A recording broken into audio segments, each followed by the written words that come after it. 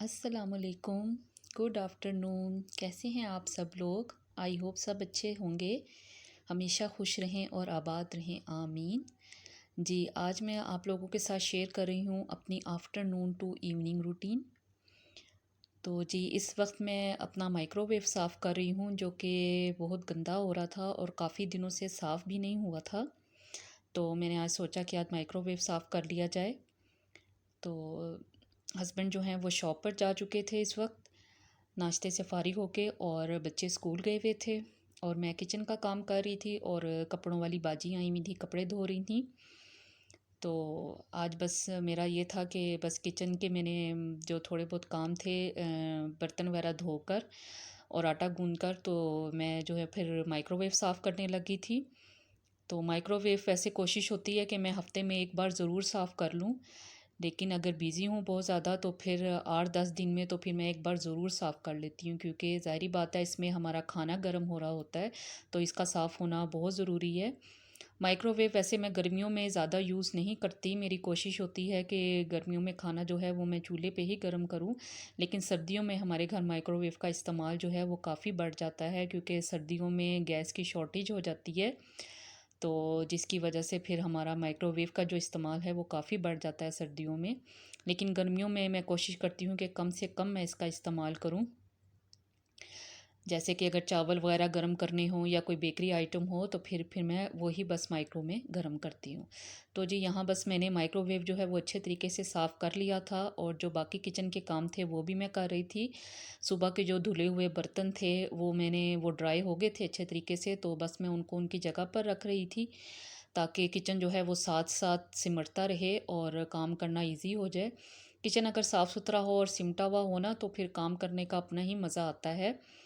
तो यहाँ बस मैंने सारे बर्तन समेट लिए थे, जहाँ के जौन से बर्तन थे वो मैंने वहाँ रख दिए थे, और अब मैं स्टोव साफ़ कर रही थी। तो स्टोव मैंने अच्छे तरीके से उठाकर नीचे से और ऊपर से अच्छे तरीके से सारा मैंने नीट एंड क्लीन कर लिया था।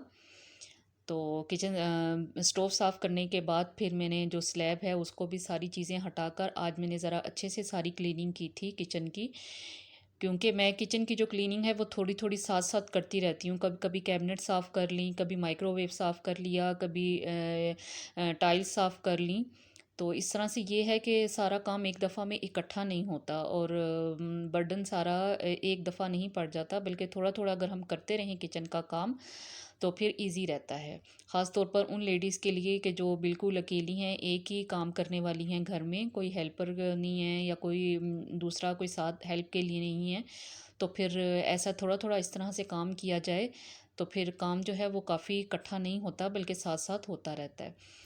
तो यहाँ जी बस मैंने किचन को स्लैब वगैरह अच्छे तरीके से साफ़ कर ली थी, और जो सफाई वाले कपड़े थे वो भी मैंने सर्फ़ से अच्छे तरीके से धो लिए थे, और सिंक भी साफ़ कर लिया था मैंने। उसके बाद फिर मैंने फ्रीज़र में से दूध निकाल लिया था, क्योंकि दूध जो है वो रात में हस्बैंड काफ़ी लेट लेकर आते हैं, क्योंकि वो शॉप से लेट लेट आते हैं, तकरीबन 11-12 बज जाते हैं उनको आते आते। तो फिर मैं दूध फ्रीज़ कर देती हूँ, फिर मैं रात में उसको बॉयल नहीं दिलवाती। तो फिर इस टाइम जो है मैं साथ साथ किचन के काम भी करती रहती हूँ और दूध भी बॉयल कर लेती हूँ। और यहाँ जी मैंने साथ ही जो बाजी हैं कपड़ों वाली, जो कपड़े धो रही थी, उनके लिए मैंने चाय भी बना ली थी साथ ही। तो आज वैसे मैं उनको साथ चाय के साथ पराठा वगैरह या कोई अच्छी चीज़ बना देती हूँ, लेकिन आज उनका बीपी काफ़ी हाई हुआ हुआ था। तो उन्होंने कहा कि बाजी आज मैं बिल्कुल भी पराठा नहीं खाऊंगी, तो मेरे पास एक बन पड़ा हुआ था, बस उसको मैंने तवे पे देसी घी लगाकर तो मैंने उसको फिर गर्म कर दिया था। तो बाजी जी यहाँ पे बस चाय पी रही थी, तो मैंने कहा बाजी आप अपने कपड़े शपड़े धोएं और मैं बाकी सफाई कर लेती हूँ। तो यहाँ जी आज मैंने किचन को अच्छे तरीके से सरफ़ डाल के, क्योंकि फ़र्श जो है ना वो काफ़ी गंदा हो रहा था, तो मैंने सरफ़ से अच्छे तरीके से डाल के तो अच्छे तरीके से उसको झाड़ू से रगड़ा और उसको फिर मैंने धो लिया था अच्छे तरीके से। तो यहाँ देखें जी, किचन हो गया हमारा बिल्कुल साफ़ सुथरा। दूध को बॉयल आ गया था, उसको मैंने ऊपर से जाली से ढक दिया कि वो ठंडा हो जाए, और फिर मैं उसको फ्रिज में रख दूँगी। और यहाँ जी बच्चे भी आ गए थे स्कूल से, तो बच्चों को मैंने खाना वगैरह दे दिया था, खाना उन्होंने खा लिया था, और नमाज़ पढ़ के खाना खा के तो अब वो सोने के लिए चले गए थे। वो 1-1.5 घंटा रेस्ट करेंगे, क्योंकि हमारी एक जानने वाली आ गई थी उस टाइम, तो फिर मैंने वीडियो नहीं बनाई। अच्छा नहीं लगता कि कोई आ जाए तो मैं कैमरा हाथ में लेके बैठ जाऊँ, तो फिर मैंने वीडियो नहीं बनाई। तो उसी दौरान बच्चों ने फिर खाना वगैरह खा लिया था। तो आज ही मैंने सोफ़ों के कवर जो हैं वो बाजी को दिए थे धुलने के लिए, क्योंकि काफ़ी गंदे हो गए थे, तकरीबन महीना हो गया था तो कवर नहीं धुले थे। तो मैंने कहा चलें आज कवर भी धुलवा लेते हैं। और फिर कवर उतरे हुए हों तो फिर मैं कहती हूँ कि अच्छे तरीके से मैं ड्राइंग रूम की सफाई कर लूँ। तो सोफ़े वगैरह मैंने अच्छे तरीके से झाड़ लिए थे, सारी डस्ट वगैरह और जो सारे डेकोरेशंस वगैरह थे, साइड टेबल्स थे, उसको भी मैंने अच्छे तरीके से सारा साफ़ कर लिया था। और अच्छे तरीके से मैंने सारा ड्राइंग रूम साफ़ करके उसको क्लीन कर लिया था। तो ये देखें जी, हमारा ड्राइंग रूम भी बिल्कुल हो गया साफ़।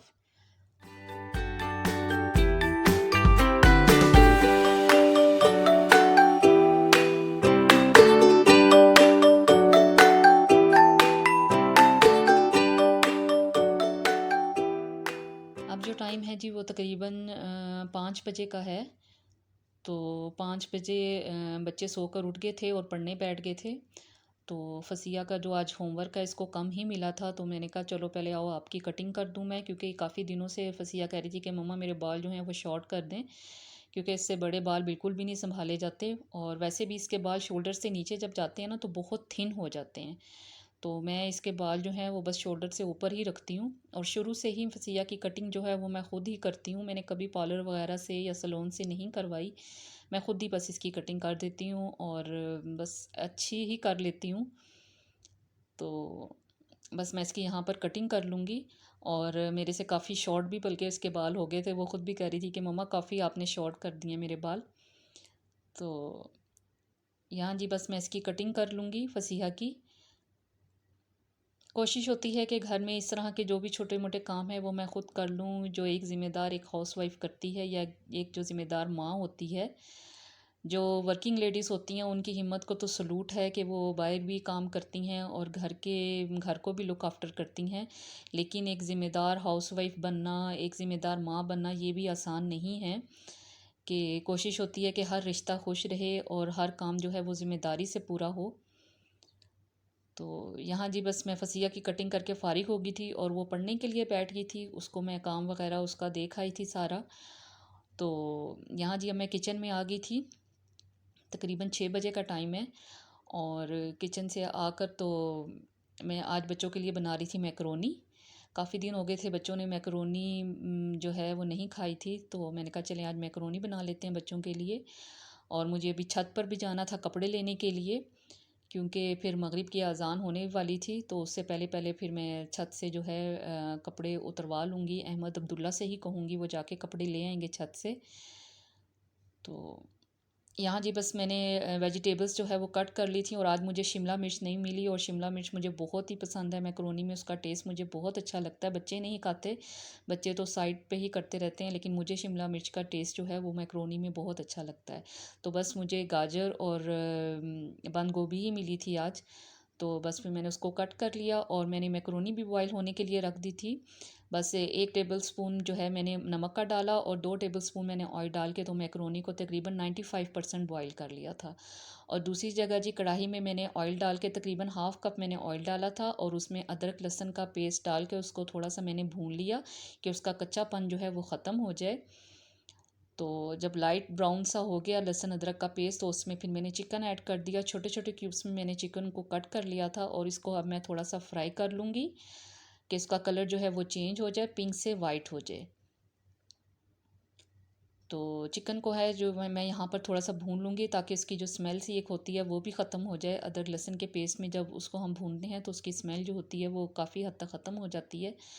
तो साथ ही जी मैंने उसमें थोड़ा सा नमक ऐड कर दिया था और थोड़ी सी मैंने क्रश चिली ऐड की और थोड़ा सा मैंने चिकन पाउडर ऐड कर लिया था। ज़्यादा स्पाइसी नहीं बनाऊँगी क्योंकि बच्चों ने खाना है, तो आप अपनी मर्ज़ी से स्पाइसेस ऐड कर सकते हैं। तो मैंने नॉर्मल ही बस स्पाइसेस रखे थे जो बच्चे इजीली खा सकते हैं। तो इसको बस मैंने ढककर 5 मिनट के लिए इसको मैंने कुक कर लिया था कि चिकन जो है वो अच्छे तरीके से गल जाए।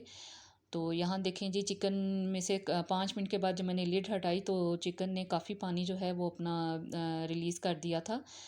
तो यहाँ पे बस मैं अब कैरेट्स ऐड कर दूँगी इसमें, क्योंकि गाजर जो है वो थोड़ा टाइम लेती है गलने में। तो इसको फिर मैं चिकन के साथ ऐड कर दूँगी और इसको भी मैं 5 मिनट के लिए चिकन के साथ कुक कर लूँगी। तो यहाँ जी 5 मिनट के बाद जब मैंने कवर हटाया उसका कढ़ाई का, तो जो गाजर जो है वो अच्छी खासी सॉफ्ट हो गई थी। तो मैंने उसमें कैबिज भी ऐड कर दी, बंद गोभी। तो अब मैं उसको भी थोड़ा सा फ्राई कर लूँगी, लेकिन बंद गोभी को मैं ज़्यादा नहीं पकाती, क्योंकि फिर इसका एक तो कलर भी ख़राब हो जाता है और ये फिर बिल्कुल ही वो नरम सी हो जाती है, वो अच्छी नहीं लगती। क्रंची सी जो बंद गोभी होती है ना मैक्रोनी में, वो बहुत मज़े की लगती है। तो जी यहाँ बस मैंने तकरीबन 2 से 3 टेबल स्पून मैंने सोया सॉस ऐड किया था। 1 टेबल स्पून मैंने वाइट सिरके का डाल दिया था इसमें। और 2-3 मैंने जो ग्रीन चिलीज़ हैं उसको कट करके बारीक बारीक वो भी मैंने ऐड कर दी थी। फिर उसको मैंने थोड़ा सा भून लिया और फिर मैंने इसमें ऐड की 1/2 टी स्पून मैंने ब्लैक पेपर, पिसी हुई काली मिर्च का पाउडर मैंने ऐड कर दिया था। और साथ में मैंने थोड़ी सी चिली गार्लिक सॉस जो होती है वो भी मैंने तकरीबन 3-4 टेबल स्पून मैंने उसके ऐड कर दिए थे। अब मैं उसको भी थोड़ा सा भून लूँगी। 2 से 3 मिनट तक मैंने उसको भूना था और फिर मैंने मैक्रोनी ऐड कर दी थी। बहुत मज़े की ये मैक्रोनी बनती है, आप लोग ज़रूर बनाइएगा। मैंने ज़रा थोड़ी कम स्पाइसी बनाई है क्योंकि बच्चों ने खानी है, आप अपनी मर्ज़ी से स्पाइसी ऐड कर लीजिएगा। बस मैं इसको अच्छे तरीके से मिक्स कर लूँगी कि मैक्रोनी और चिकन और सारी जो चीज़ें हैं मसाले वो अच्छे तरीके से मिक्स हो जाएँ, और 2 मिनट के लिए उसको मैंने दम पर रख दिया था। बस जी अब मैंने इसको प्लेट में निकाल दिया था और ऊपर से मैंने डाला था जी केचप। बहुत मज़े की मैक्रोनी बनी थी, आप लोग ज़रूर ट्राई कीजिएगा। आई होप आप लोगों को पसंद आएगी। तो जी बस यहीं तक था हमारा आज का व्लॉग। आई होप आपको पसंद आया होगा। पसंद आया हो तो प्लीज़ मेरे चैनल को सब्सक्राइब कीजिएगा और मेरी वीडियोस को लाइक और शेयर ज़रूर कीजिएगा। अपना बहुत सारा ख्याल रखिएगा और दुआओं में रखिएगा याद। अल्लाह हाफिज़।